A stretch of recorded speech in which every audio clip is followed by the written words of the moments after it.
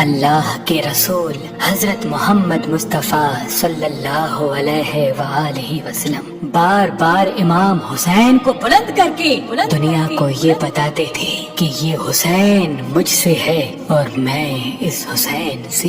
اے لوگو، اگر اس حسین پہ کوئی مشکل وقت آ جائے اور یہ تم سے مدد طلب کرے تو اس کا ساتھ دینا، کیونکہ یہ جنت کے جوانوں کا سردار ہے، میرا خون ہے، میری اولاد ہے۔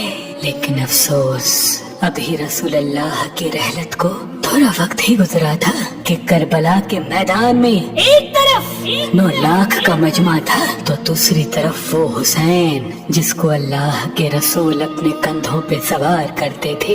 امام حسین علیہ السلام اپنے نانا کی امت سے بار بار کہتے رہے کہ کیوں میرا رستہ روکا ہے؟ اے لوگو، پہچانو، میں تمہارے نبی کا نواسا ہوں۔ کیوں 3 دن سے میرے بچوں کو پیاسا رکھا ہے؟ کیوں میرے عزیز و اقارب کو شہید کیا ہے؟ بتاؤ، کیا میں نے رسول اللہ کی شریعت میں ترامیم کی ہے؟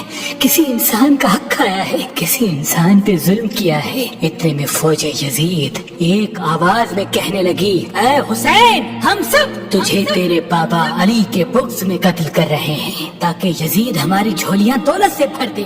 امام حسین نے فرمایا، اے لوگو، آج جس اسلام کا علم تمہارے ہاتھوں میں بلند ہے، یہ علم میرے بابا علی نے بلند کیا، مت بھولنا۔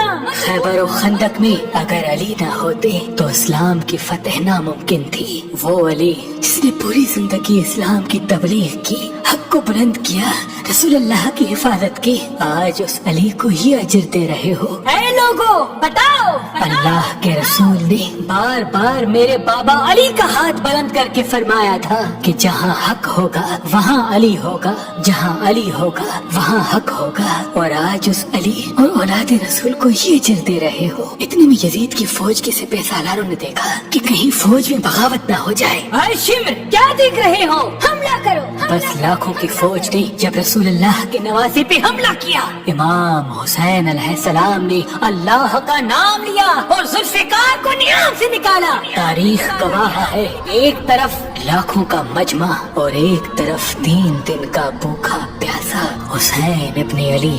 زمین پہ اس طرح کی جنگ پہلے کبھی نہیں دیکھی تھی کہ ایک تنہا انسان لاکھوں کے مجمع کو اس طرح سے فنار کر رہا ہے کہ فوجی اشکیا واپس پلٹ کے بھاگنے لگی۔ امام حسین فوجی یزید سے مخاطب ہو کے فرماتے ہیں، آؤ، 3 دن کے بھوکے کی جنگ دیکھو، 3 دن کے پیاسے کی جنگ دیکھو، رسول کے اس نواسے کی جنگ دیکھو، اس کی جنگ دیکھو جس کا جوان بھائی مارا گیا، جس کے جوان بیٹے کو نظروں کے سامنے قتل کیا گیا، جس نے اپنے ہی ہاتھوں سے اپنے بچے کی قبر بنائی۔ امام حسین شیر کی طرح فوجی یزید سے لڑ رہے ہیں۔ اتنے میں آوازیں غائب آتی ہے، حسین، تیرا اللہ تجھ سے راضی ہوا۔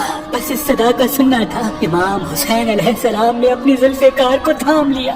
اتنی میں عمر بن سعد کہتا ہے، شمر، کیا دیکھ رہے ہو؟ یہ علی کا شیر ہے، اس کو مات دینا ناممکن ہے، جاؤ خیموں کو آگ لگا دو۔ بس کچھ ظالموں نے بیویوں کے خیموں کو آگ لگا دی اور کچھ امام حسین کو دور سے تیر مارنے لگے۔ امام حسین کبھی بیویوں کے خیموں کی طرف بڑھتے ہیں، کبھی فوج کی طرف جاتے ہیں۔ عمر بن سعد اور شمر نے فوج کو 4 حصوں میں تقسیم کر دیا اور یہ کہا کہ کوئی بھی حسین کے قریب نہ جائے، جس کے پاس جو چیز ہے وہ دور سے حسین کو مارے۔ جس کے پاس نیزہ تھا اس نے نیزہ مارا، جس کے پاس تیر تھے وہ تیر مارتا رہا، جس کے پاس برچیاں تھی وہ برچیاں مارنے لگا۔ تاریخ نے لکھا جس کے پاس مارنے کے لیے کچھ نہ تھا وہ کربلا کی گرم زمین سے مٹی اٹھا کے امام حسین کی طرف پھینکتا رہا۔ امام حسین کے جسم مبارک پہ ہزاروں زخم لگتے رہے۔ آپ کے جسم مبارک پر اتنے تیر تھے کہ آپ کا جسم مبارک نظر تک نہیں آ رہا تھا۔ بس جیسے ہی نواسا رسول گھوڑے کی سی سے زمین پہ آتے ہیں، فوجی یزید جھومنا شروع کر دیتی ہے، لیکن اتنے میں وہ گھوڑا جس پہ آپ سواری کیا کرتے تھے وہ امام حسین کے چاروں طرف گھومنا شروع کر دیتا ہے تاکہ ان تیروں سے میں اپنے آقا حسین کو بچا لوں۔ وہ گھوڑا دوڑ ہی رہا تھا۔ اتنے میں عمر بن سعد نے کہا، اے لوگو رکو، میں نے اپنی آنکھوں سے دیکھا تھا اس گھوڑے پہ اللہ کے رسول سواری کرتے تھے، کہیں تیر तीर इस घोड़े को न लगे और यूं तीरों को चलाना बंद किया गया। अफसोस है उन लोगों को उस घोड़े का तो एहतराम मालूम था जिस पे रसूलुल्लाह सवारी किया करते थे, लेकिन उस हुसैन का एहतराम भूल चुके जिनको अपने कंधों पे सवार करके उम्मत को दिखाया करते थे। बस इमाम हुसैन अलैहिस्सलाम ज़मीन करबला पे अपना सर रख के अल्लाह का शुक्र कर रहे हैं और वहाँ फौजी यजीद के मुख्तलिफ सिपाही इमाम हुसैन का सर काटने के लिए करीब आते हैं। जो भी करीब आके इमाम हुसैन के सर को देखे तो उसे इमाम हुसैन के चेहरे में रसूलुल्लाह का चेहरा नजर आए और वो चीख के दूर चला जाए। इतने में शिमर कहने लगा, ये काम मुझसे ही होना है। जैसे ही शिमर ने खंजर इमाम हुसैन के गले पे रखा तो वो देखे इमाम हुसैन के लब हिल रहे हैं। उसने सोचा, हमने हुसैन का पूरा खानदान कत्ल कर दिया, 3 दिन तक हुसैन के बच्चों को प्यासा रखा, शायद हुसैन हमें बद्दुआ दे रहे होंगे। सुनने के लिए कान करीब करे तो क्या सुने, इमाम हुसैन अलैहिस्सलाम अल्लाह के दरबार में अल्लाह की नेमतों का शुक्र कर रहे हैं कि ऐ अल्लाह तेरा शुक्र है कि इस अजीम इम्तिहान के लिए तूने इस हुसैन को चुना।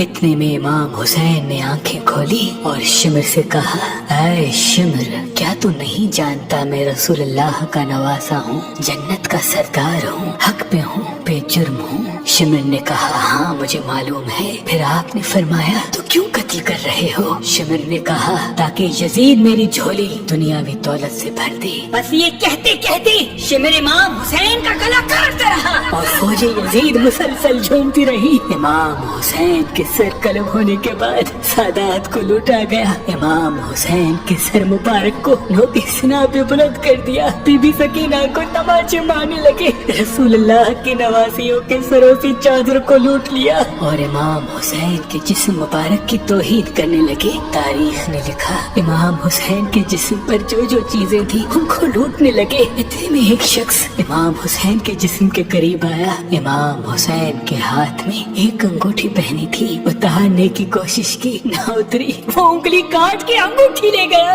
आपके जिस्म मुबारक को रस्सियों से बांध के करबला की गर्म जमीन पे इधर से उधर फिराया गया। इतने में उमर बिन साद ने कहा, ऐ शिमर, हुसैन और उसकी साथियों की लाश का वो हश्र करते हैं कि रहती दुनिया तक कोई भी यजीद के खिलाफ आवाज न उठाए। सबके जिस्म से सरों को काट लो और सबकी लाशों को पामाल कर दो। जमीन करबला गवाह है, कहीं से कोई कबीला उठ के आता है और कहता है कि हम हुर की लाश को पामाल होने नहीं देंगे। कहीं बीबी उम्मे लैला का कबीला आके कहता है कि हम अली अकबर का लाशा पामाल होने नहीं देंगे। कहीं बीबी रुबाब के कबाइल के लोग कहते हैं हम अली असगर का लाश पामाल होने नहीं देंगे। एक एक शहीद की लाश पामाल होने वाली जगह से हटाई गई।